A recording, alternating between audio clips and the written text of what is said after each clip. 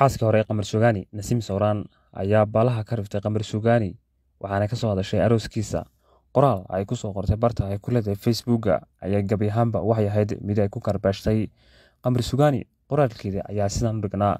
adoo Ferrari haysta bajaaj ma ku bedelan lahayd, taas oo su'aal ay uga dhigtay Qamar Sugaani. Geesta kale, Qamar Sugaani ayaa isagana jawaab ka soo bixiyay hadalka xaaskiisii hore ee Nasiim Sawraan, waxaana uu ku jawaabay: dhaxay Ferrari xumee feeraha jartee haddaan fuulay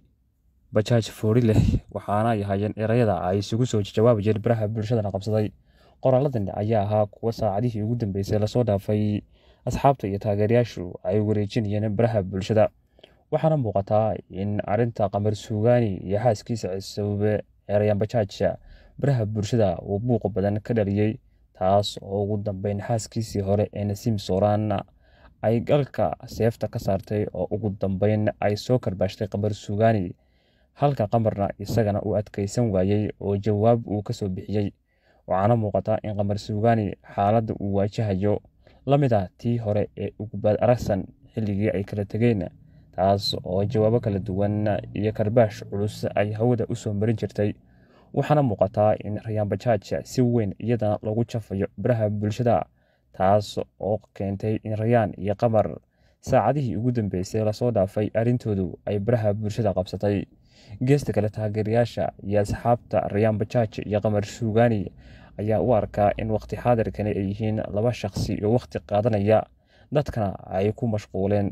laakiinse loo baahan yahay Qamar iyo Rayaan in aanay haba yaraatee baraha bulshada uga soo jawaabin dadka nacabkooda ah ee saacadihii ugu dambeysay lasoo dhaafay ku fooganaa kala tagga Rayaan iyo sidoo kale Qamar Sugaani. Si kastaba ahaatee, xaaskii hore ee Nasiim Sawraan ee Qamar Sugaani ayaa in muddo ah waxay ahayd mid baraha bulshada aan ka soo muuqan, hase haatee qoraalada baraha bulshada ku baahay iyo jawaabaha kala duwan ay isugu jawaabayaan Qamar iyo sidoo kale Nasiim